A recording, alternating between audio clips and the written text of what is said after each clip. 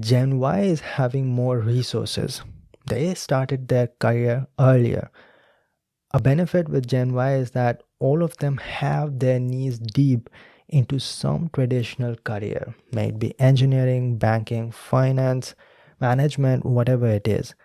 Now, when they step into the internet and start something like a podcast or a show or some social media presence or an online course, they have the head start benefit of the capital that they come with. Now, I got into internet and started my YouTube channel in 2016, but paid huge amount of attention towards it since 2018.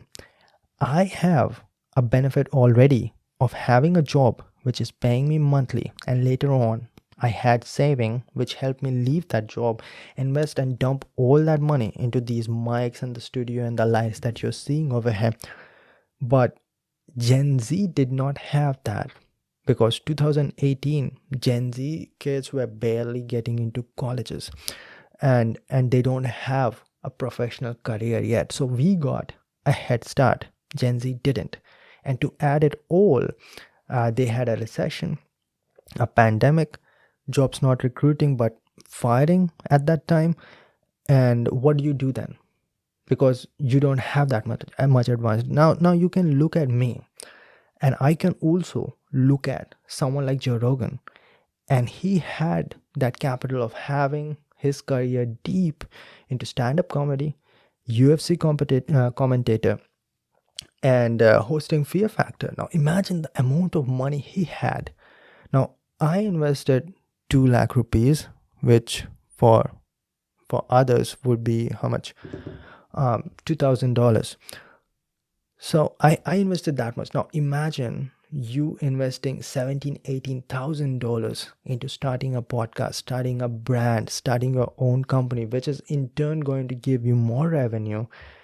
Now you do not understand running a podcast or starting a show or running an online course, whatever it might be. It does invest a huge amount of capital. You need to invest a huge amount of capital for advertising, for running these channels, for creating content, because yes, content is very individual and you can do it independently as well, but you do not have as much time that you can invest continuously. So you will at some point need to start hiring people for managing the website, for creating content, for maybe writing blogs, running ads, whatever it might be. And other kinds of investment, like if let me give you some examples. If you are running a course, then you will need an LMS platform, which is called Learning Management System. Now that takes around $100 every month. If you're having a website, that will take like 1,000 rupees every year, plus you will have some professional email ID. For example, you're seeing support@ashishtalk.com. That's not free. I pay for it every month, or I pay for it annually. Or you will be having subscriptions for, let us say, Canva, which you or your team is going to use for making thumbnails. So you understand the business that you had once the power to get into without any capital now requires so much capital.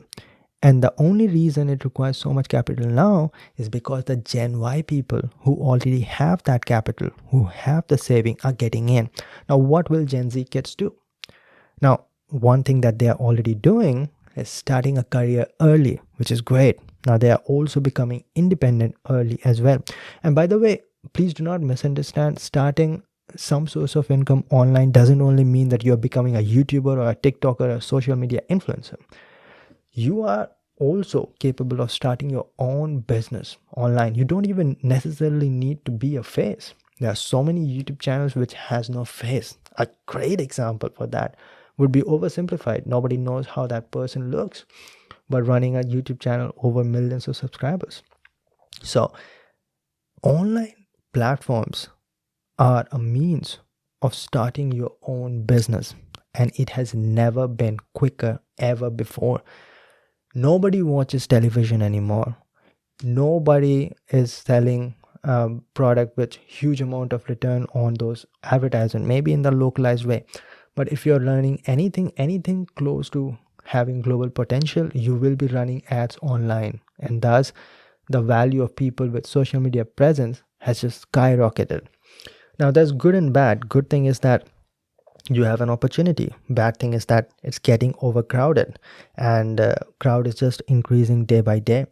But when you look at the whole landscape of online media, you have to then consider, where do the Gen Z kids stand, and where do the Gen Y kids stand? Or Gen Y are now grown up, they're like getting into their 30s now. The youngest ones are, yeah, they'll soon get into their 30s.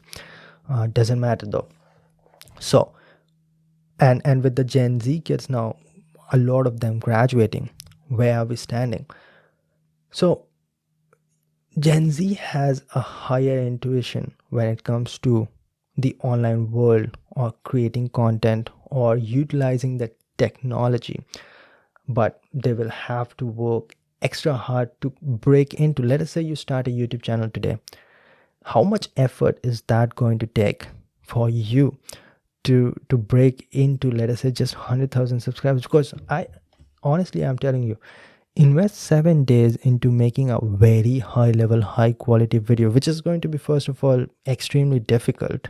We had an opportunity to learn as we grow, and the shittiest video that we made got 1,000 views just because the whole landscape was not that overpopulated. You are struggling that if you make a shitty video, nobody's going to watch it. It's going to get 2 views, that is you and your mom, and the third view will be yours again. So there's a clear disadvantage, but because of that, Gen Z will have to invest time into quality, which you already have the source for, and that is online world, where you are getting the free education already. So they will be pushed and forced to create better content or be more professional.